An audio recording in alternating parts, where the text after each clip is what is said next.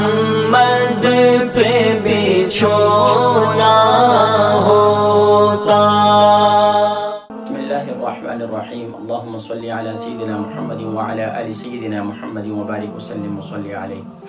جی ناظرین کرام، الحمدللہ چھٹے روزے میں کیا خاص اعمال اور وظائف ہیں، الحمدللہ ان کا آج تذکرہ کروں گا۔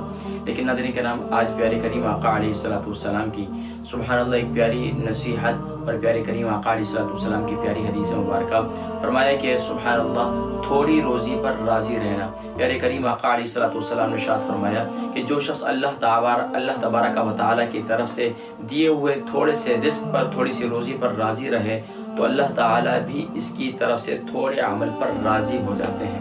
تو سبحان اللہ کتنی پیاری حدیث مبارکہ ہے، تھوڑے سے رزق میں تھوڑی سی روزی پر راضی رہیں تو اللہ تبارک و تعالیٰ تھوڑے سے عمل پر بھی اس سے راضی ہو جاتے ہیں۔ اللہ تبارک و تعالیٰ ہم سب کو قناعت نصیب فرمائے۔ ناظرین کرام، چھٹے روزے میں کون سے خاص اعمال اور وظائف ہیں بزرگان دین کے معمولات میں سے؟ ویسے تو بے شمار معمولات میں سے ذکر کیے گئے ہیں، لیکن سبحان اللہ آج میں جن اعمال کا ذکر کر رہا ہوں ان کو نوٹ کر لیجئے۔ ناظرین کرام، پہلا عمل یہ ہے کہ بعد نماز فجر اول آخر درود شریف کے ساتھ ناظرین کرام سورہ آل عمران کی آیت نمبر 66 ہے، آیت نمبر 66، اور اس یہ ہے بسم اللہ الرحمن الرحیم قل اللہم مالک الملک تؤتی الملک من تشاء وتنزع الملک ممن تشاء وتذل من تشاء وتعز من تشاء وتذل من تشاء بیدک الخیر انک علی کل شیء قدیر۔ تو اول آخر درود شریف کے ساتھ اس آیہ مبارکہ کو آپ نے جو ہے 21 بار پڑھنا ہے۔ 21 بار آپ نے اول آخر درود شریف کے ساتھ اس عمل کو کرنا ہے اور اللہ کی بارگاہ میں دعا کرنی ہے، تو انشاءاللہ اللہ کریم عزت والی زندگی نصیب فرمائیں گے اور سبحان اللہ عزت والی روزی نصیب فرمائیں گے، ذلت و رسوائی سے اللہ کریم ہم سب کو محفوظ فرمائیں گے۔ اس کے بعد ناظرین کرام چھٹے روز میں جو خاص عمل لکھا ہے وہ ایک دعا کا معمول ملتا ہے کہ چھٹے روزے میں کون سے اعمال کیے جائیں۔ ان میں خاص طور پر ناظرین کرام اس بات کا ذکر بھی ملتا ہے کہ ایک دعا ذکر کی گئی ہے کہ اللہم ارزقنا رزقا حلالا طیبا واحسن بغیر حساب، اور اس طریقے سے اس میں دوسرے کلمات کا اضافہ بھی ہے اللہم ارزقنا رزقا حلالا طیبا واسعا واحسن بغیر حساب، اور اس کے ساتھ ساتھ ایک اور حدیث مبارکہ اس میں ہے اللہم ارزقنا رزقا حلالا طیبا واسعا واحسن بغیر حساب فإنک خیر الرازقین۔ تو یہ تینوں میں سے جو بھی آپ پڑھنا چاہیں یہ پڑھ لیں، 11 بار اس دعا کو آپ نے پڑھنا ہے۔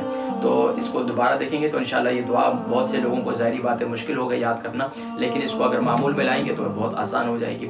اسی طریقے سے آپ نے عصر کی نماز کے بعد اول آخر درود شریف کے ساتھ قرآن کریم کی سبحان اللہ سورۃ الفیل اول آخر درود شریف کے ساتھ سورہ فیل کو 7 مرتبہ پڑھنا ہے اور اللہ کی بارگاہ میں دعا کرنی ہے، تو انشاءاللہ اللہ تبارک و تعالیٰ دشمنوں کے شرور سے انشاءاللہ اللہ کریم محفوظ فرمائیں گے۔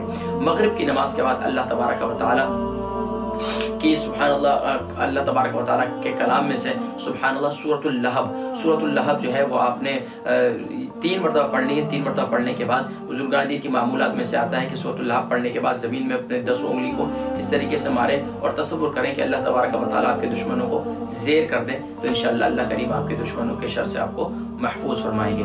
اور اس کے ساتھ ساتھ آپ نے عشاء کی نماز کے بعد آپ نے یہ عمل کرنا ہے اللہم انا نجعلک فی نحورہم ونعوذ بک من شرورہم، اللہم انا نجعلک فی نحورہم ونعوذ بک من شرورہم۔ اول آخر درود شریف کے ساتھ 3 مرتبہ یہ عمل کریں گے، 3 مرتبہ یہ دعا پڑھیں گے، تو انشاءاللہ اللہ تبارک و تعالیٰ تمام شرور سے آپ کی اور تمام دشمنوں کے شر سے محفوظ فرمائیں گے۔ چھٹے روز کا یہ خاص عمل تھا۔ تو ناظرین کرام انشاءاللہ 7ویں روزے میں کون سے خاص اعمال اور وظائف پڑھے جائیں انشاءاللہ اس کا ذکر اگلی نشست میں کروں گا۔